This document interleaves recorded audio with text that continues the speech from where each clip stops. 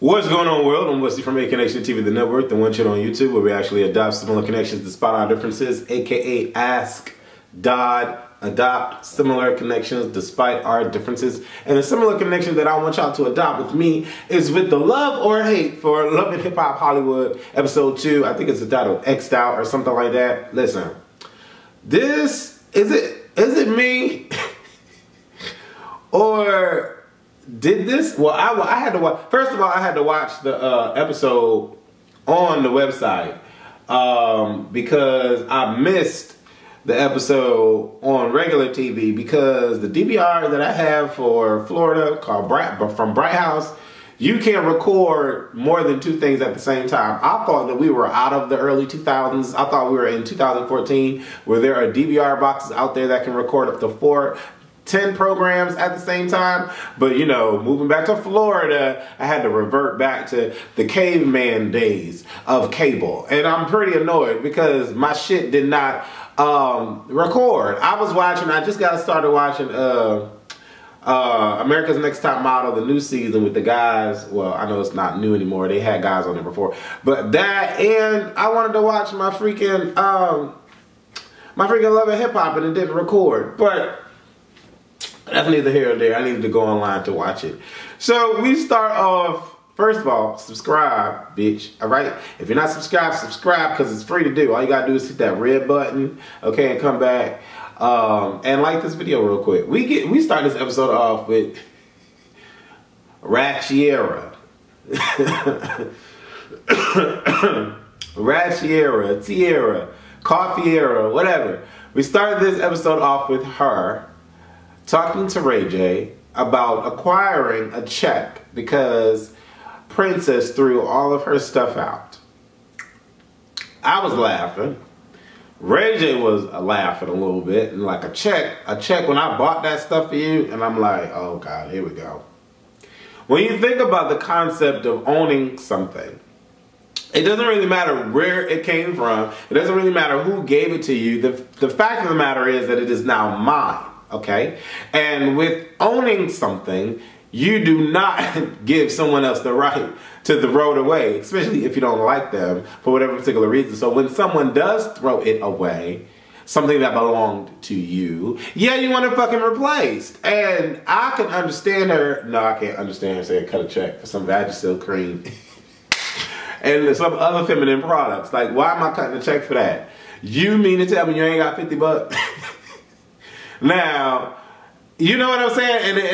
And it leads me to the end of the episode when he dumped the box of clothes. Like, you worried about one bag, but you had a big old box over there. Something don't seem right. Some don't add up. How you worried about the damn bag, but you got this big ass box with actual clothing in it, but the bag only has some Vagisil cream, some Vaseline, Magnum condoms, and some baking soda. Why would you, I mean, like, it just didn't make sense. What's that scene that happened in the parlor, the tattoo parlor of Rigged? You know, Mona Scott be doing the most. Mona Scott be doing the most. Then, you know, Princess and Teairra get all into it.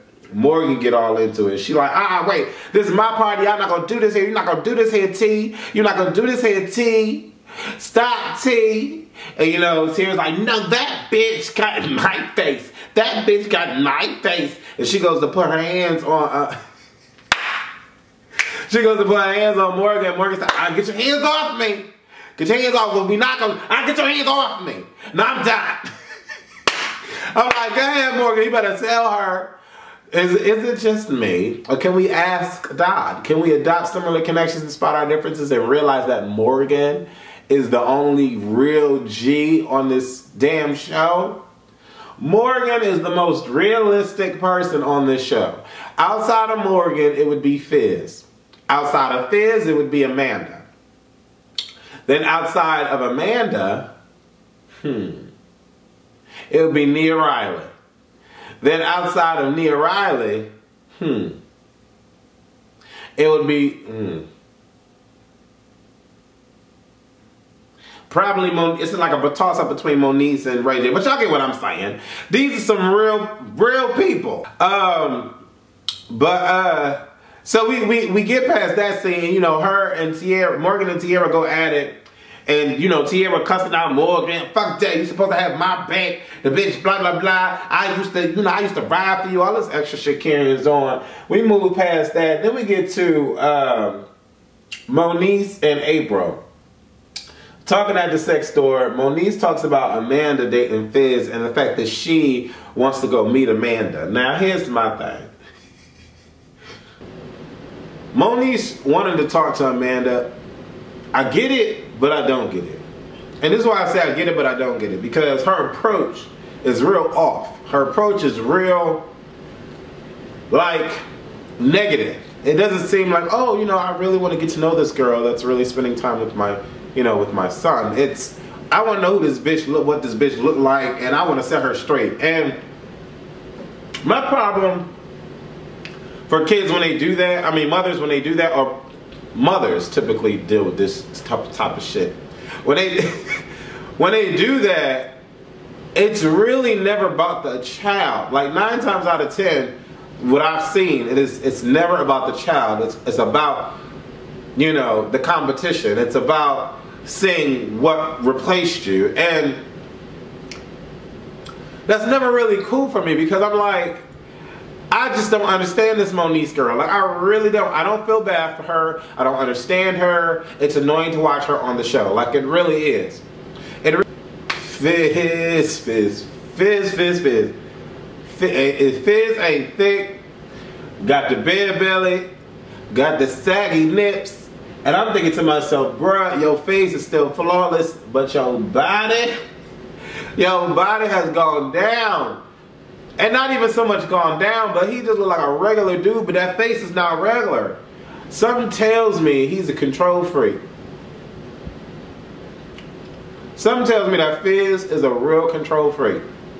Not on no Stevie J level, but just when he told Amanda that I had to cook you something because you stepping up, I was like, excuse me? What do you mean? You know what I'm saying? He was like, you really trying to change, you really put in work. And I'm just like, what? That was complicated for me to watch because it was like patronizing her. It was almost like, you know, rubbing her head. And I'm just like, don't do that. Don't do that to me. Don't do that. And Amanda's like, yeah, you know, I'm trying, Daddy. I'm trying. You know, this whole taking care of people's kids thing, it's just really not in my nature. And, you know, you just got a lot going on with the mama drama stuff. And I don't know, but I'm trying. And then he goes and he's like, well, I think you should go clean out some of the clothes in your mother's closet and move it into here. I think you should move. How old is she? I think you should move in with me. Wait, how old is Fizz? Fizz started when he was like 11. So Fizz probably like, what is Fizz, like 20, 25 now? Some shit like that. Or 23, 24. I don't know how old Fizz is. I really don't. But he like, leave your mama, come stay with me. I'm just like, how much money is he worth now? Amanda says, you know, Moniece hit me up. She want to meet. Fizz started laughing like, you really want to meet that hoe? She crazy. Don't meet her. She crazy. Amanda's like, well, you know, I think it'll be interesting. I should. You know, I'm just gonna, you know, I want your support. I should go.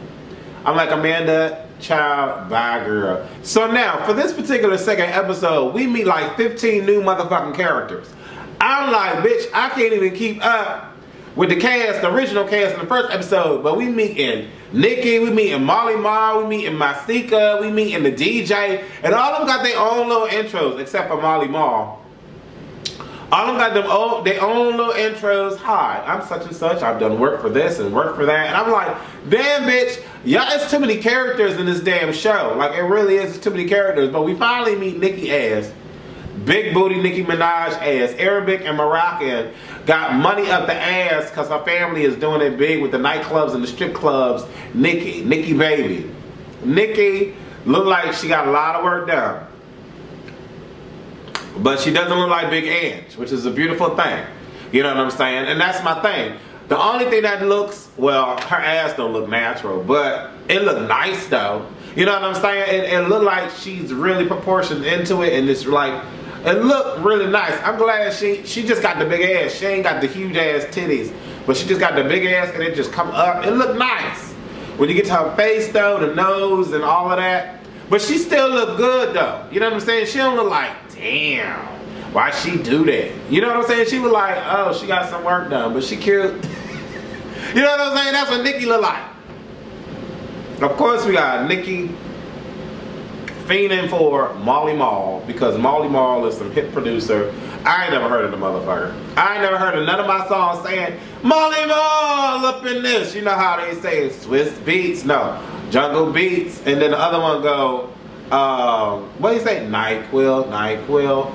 It's like I thought it was always NyQuil the medicine, but it's NyQuil. But anyways, you know what I'm saying? I don't ever hear these things say Molly Mall, Molly Mall. I ain't never heard no shit like that.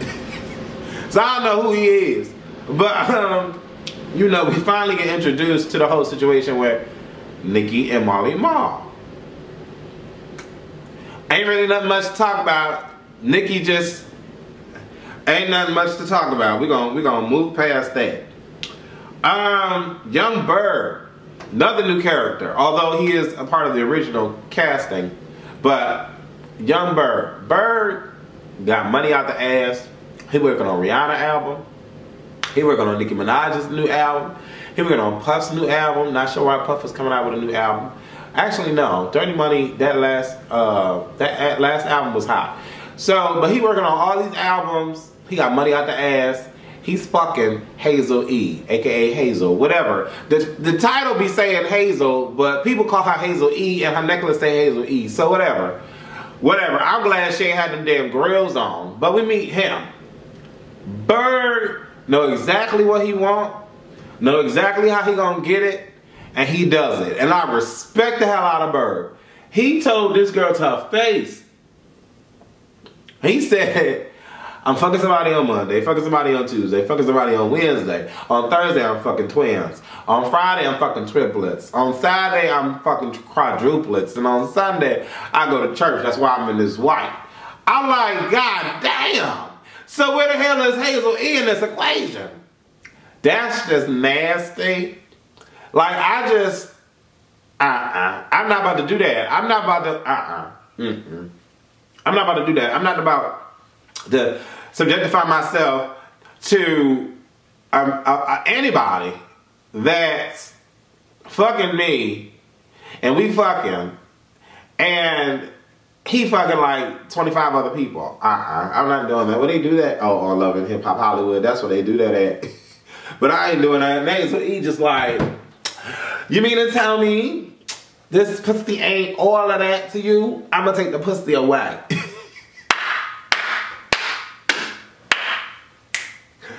Girl, I got a question. Is pussy representation of what the face look like? I'm just asking though. Can somebody's face be like, man, fucked up, but the pussy be great? I'm just asking, cause we talking about Berg and he got money. I'm not even saying Berg is even all that hot, but Berg got money. So when anybody, a female or a man, got money, they can get whoever they want to get. So when she said, I'm gonna take the poo thing away, I'm like, so? But of course, because Berg is controlling and he controls his realm, his world, and he wants that as an option, and if she decides to want to take that away, he's like, you know what, I'm gonna play this game with her, and I'm gonna, you know, fine, but you ain't gonna take the box away unless I want the box to go away. I'm the type of dude, if I want the box, I get the box. If I don't want the box, I don't want the box. I'm like, damn. Definition of a side chick. That is what Hazel E is, a side chick. Period. Definition of a side chick. A chicken leg on a plate where you have a breast and a wing. That's it. That's a side chick. A drumstick on a plate with a breast and a wing. Notice that that's 3 levels down, because the first thing that I want and the first thing that I care about is the breast. You know, we might save that. We might let that marinate for later. You know what I'm saying? Some of y'all might be switch with it. Some of y'all might choose the wing as the second and the leg as the first thing you eat. But at the end of the day, Hazel E is a drumstick. You know what I'm saying? Because Berg ain't checking for that. He just want to make sure that he does not relinquish all of his control and you take it away. He's still going to try to run shit. I like Berg. He a hoe, but I like Berg though. Morgan and Teairra talk about the whole incident that happened at the RayJ.com event. I could have swore RayJ had a website before this, but whatever. So they talk. Teairra is just like, that bitch came in my face and you already know how I am. You should have had my back, and that's that. At the end of the day, if somebody beat up on you, I'm gonna whoop their ass. And Morgan's like, well, I mean, if I see somebody jumping on you, I'm gonna hop in too. I don't know where the common ground was. Actually, I mean, the only common ground that they had was that they care about each other. That's it. But Teairra don't vibe with the fact that Morgan ain't checking for her new actions. And Morgan ain't checking for Teairra's new actions. So they don't see eye to eye, but they care about each other well enough to beat the other person up that's whooping their ass in a fight. I'm like, whatever. This conversation is pointless because Teairra knows her role on the show. And that's exactly what she's going to do and what she's going to be. She's going to be the ghetto ratchet black Jocelyn Hernandez. That's exactly what she's going to be. She knows her role and she's playing it well. Then we meet Masika. I'm sorry, but I would choose Nikki Baby over Masika anyway, any day. I don't know why. Masika has a better looking face than Nikki, but something I don't know. She gets out in the jet and she just like, then she get in the car and she just like, then she get in the house and she walking. I'm sorry, Nikki Baby had the baddest walk in anything that I've seen on TV. When Nikki Baby walked in that little preview, The Love of Hip Hop Hollywood. So when Masika was walking up to Molly Ma's house, I'm just like, whatever. She just a regular. She said, I'm a video vixen, turned actress, turned this, turned that, turned this. I'm like, you're a gold digger. That's all. That's all I see in these girls. Gold digger, money. You like money, so you're dealing with it. It's the only reason why I can see somebody dealing with Molly Ma. Like, you not, and Morgan said it. Morgan, like I said, Morgan is one of the realest on the show. Because she said that. How is Nikki and Masika gonna be chasing after this Mall character? I'm like, what?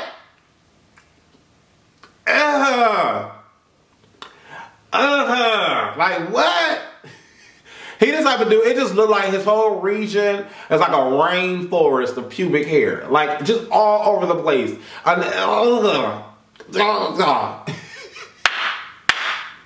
It just looked nasty. And then you got these nice, beautiful looking women fiending and fighting over this dude. But we find out that Masika is with Molly Ma, and I'm just like, gas, clutch my pearls. And you know, she all over the house. This, you know, I've been with him and he's great to me. And I got his number from Justin Bieber. And I'm just like, what? Or he got her number from Justin. I'm like, what? Whatever. This ain't gonna last long. And this is just gonna be it. This is just interesting. That's all it is. It's really interesting. Then we get to Teairra. Ooh.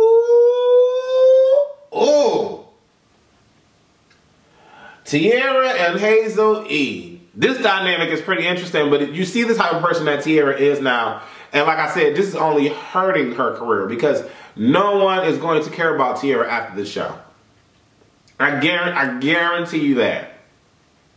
She's supposed to be best girls with Hazel E. And instead of listening or caring about her situation with Berg, she automatically just denounces her situation and says, oh, your situation is not like mine and Ray J, but girl, you need to stop doing this because Berg is not here for you. And I'm thinking to myself, no.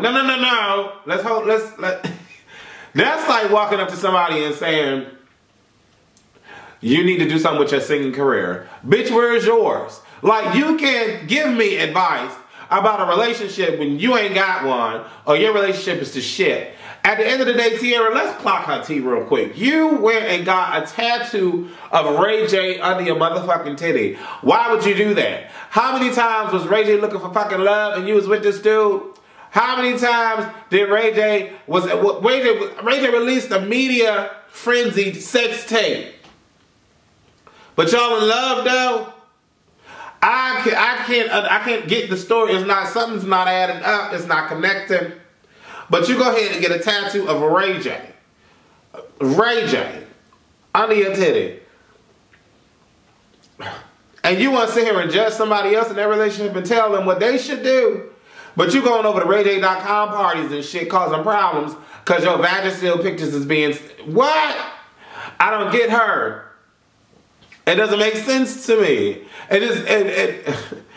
I just don't get her. So we gonna move past that because she judging Hazel E about her relationship. Then we get to this radio DJ. I can't remember her name, but Morgan and Naya are doing a radio interview. The radio DJ tells Naya about the pictures on Instagram. Now I'm sorry. Pictures on Instagram don't mean shit. I didn't see the picture. I didn't go looking for it on Instagram. I don't really care about the shit. I don't know if they were booed up, kissing or whatever, but if they side by side, a picture don't mean shit. A picture is just a picture. If your insecure ass don't have confidence in what you providing to think that he gonna run off and cheat, then that's your problem, something that you need to work out. Trust me, I do the same shit. Cause my insecure ass be feeling some sort of way about some extra shit. That's my fault. That's my problem. That's my problem. Until the person's caught in the act, don't go thinking left. Don't go thinking left. Think right about the situation all the time. Because you would think right about the situation if you had confidence in yourself. Okay? The only reason why you would be able to doubt the situation is if you've had issues with it in the past. But at the same time, a picture is just that. It's a picture. Don't go automatically jumping to conclusions. Because it's just not cute. It's not cute.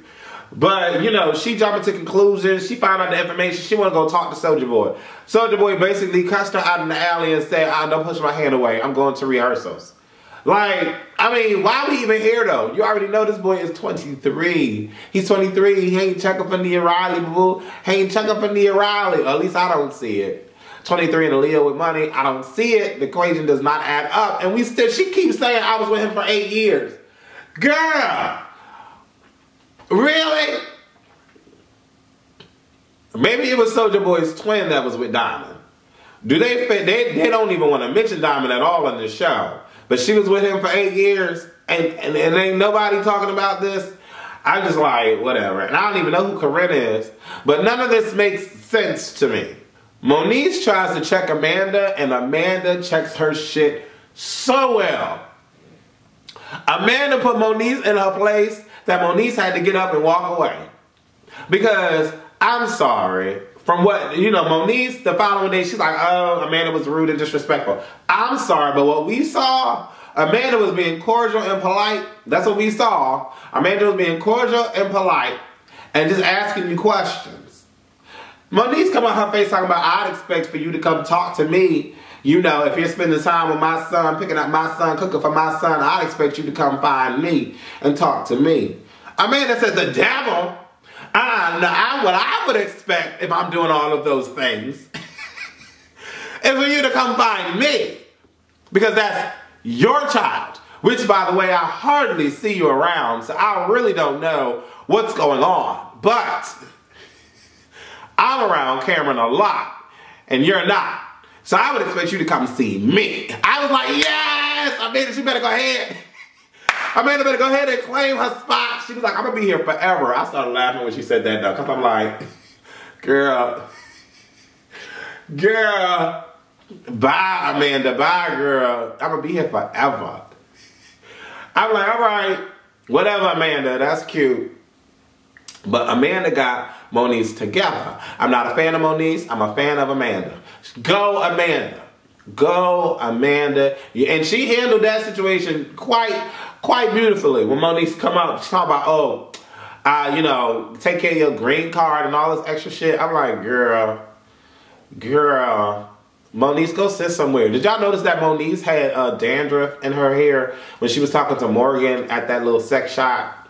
Go watch it back. Watch it on VH1.com. It's just a dandruff patch just sitting up in the middle of that. I'm just like, that's not cute. What? Ray J and Teairra with this whole tattoo and Ray J saying that, you know, Teairra's gonna she got something coming. Ray J look like a bitch doing that. I'm sorry, Ray J. You my sister's brother, but you look like a bitch talking about she got something coming. You should have invited her ass. But you invited her ass for the show, and now she got something coming. You already know the bitch trying to beat your ass. But you gonna invite her to the show? but she got something common. Because you expected her to change. After you done had this heart-to-heart conversation with her, telling her, let's be friends, but we ain't got to hang out. And she crying in the car and shit and slamming doors, and you still want to invite this dramatic-ass girl to your party. I just don't understand, but she got something common. Sounds bitchy to me. A female should have said that statement, not him. But, you know, whatever. I can't, you know, who am I to judge? That's his world. I can't ask God with him, but that's his world. But he's talking about the situation to some dude named Sincere, the show. And I'm like, I don't see what show, but he's sincere about it. I don't know. And he's like, she got something coming. So then we get to the tattoo spot. Child, Teairra. We get to this tattoo spot. And Teairra like, yay, yo, I got the tattoo out. And she ain't even get the tattoo removed. It just says Z-Ray. And I don't know what the fuck a Z-Ray is, but why are we still happy about this ugly ass tattoo underneath the titty? I mean, whoever's gonna be looking on these titties anytime soon is gonna see that ugly ass Z-Ray. What the fuck is a Z-Ray? What does it mean? Does it mean closure? Is that, you know, in an Arabic language for closure? Z-Ray? What the fuck is a Z-Ray? But anyway, I'm not here to judge. We move past that. She like, I'm excited, y'all. I'm have closure, y'all. Hazel E like, yeah, girl, work, girl. My seeker like, get it, bitch. So Hazel E, what's going on with you in your situation? Since she got closure, what about you? When are you gonna get closure? I said, ooh, girl. Hazel E like to be that Raggedy Ann doll that be sitting up on that vanity table, hadn't been used in years. She just like sitting there seeing Barbie and Dora the Explorer getting all the motherfucking love as she eyeing them bitches because the new products is coming in. And Berg sitting here playing with these other dolls and shit. And she Raggedy Ann and Andy. She the twins, bitch. She the twins together on the damn table wondering when we gonna get played with. And then when, you know, when they play, when she put back right on the motherfucking table and got to see all these other new products coming in. Shit, Rainbow Bright even got more light in her life compared to Raggedy Ann and Andy ass dolls. That's Hazel E. But she like, well, you know, he's young. It's all right. I'm just gonna do it. Our situation is different. Then here comes Teairra, girl, you need to stop, girl. Let me give you some advice, because I'm Dr. Fill Up this bitch. You need to stop dealing with him, and you need to get you a winner. Dump that chicken dinner and get you a winner. I'm like, girl, bye, girl. You still got Z-Ray underneath your titty. Why you talking or why you talking? Hazel E was like, well, I don't know what you talk about. You can't really offer me any advice because you going through what you going through. And, Teairra was like, well, your situation is really not like mine because you didn't go through as much as I went through with Ray J, and I'm the one that got the tattoo. Hazel E said, I will never get anybody's name tattooed on my chest. I said, you motherfucker better have said that. You better have said that. Ain't no way in hell I'm going to get some goddamn tattoo under my titty. Not even nowhere on my body. And Teairra's like, what you trying to say? How you going to try to play me? But you played yourself when you got that tattoo. Hazel E just being a friend and being honest with yourself. Don't downplay her situation and try to big up your situation and, oh, we just got to worry about you. Fuck that. We dealing with you and your tattoo having ass. Out of here. Like, really, Teairra? Really, Teairra? So, you know, her and Hazel E go back and forth. Hazel E look like she will whoop Teairra's ass. I'm sorry. Anybody that got grills, though, I'm sorry. Anybody that got grills, I'm sorry. Then Ray J come out of nowhere because he get his cue from the camera director to bring in a spontaneous box, a surprise box with all these clothes in it. But she was worried about her Vagisil creams and her lotions and shit. Then they cut that scene, and then I gotta watch Moniece and who else was at the end? I don't really care. I don't know what y'all thought about this second episode, but I'm gonna tell you like this. Like I said, I'm riding out for Morgan. I'm riding out for Fizz, although he seems a bit controlling. Omarion wasn't even at all in this particular episode, but you know, he needs to stick up for April, because I like April. April seemed like a down-ass chick. You know, I actually put her in my lineup of realness, because she seemed like a really down-ass chick that got her shit together, that's not about the stupid shit. She seemed like the Rashida of the show. She really did. But then again, Rashida is more of the, she got like a lot of, no, she seemed like the Kalina of the show. That's what April gave me. April gave me that Kalina vibe. But anyway, y'all, I can't talk. Y'all tell me what y'all think about this particular episode of Love and Hip Hop Hollywood. Alright? I want to see from Aconnectiontv, the network. Hopefully you were able to ask God with me, like this video, share it on Facebook and Twitter, and I'm out. Deuces.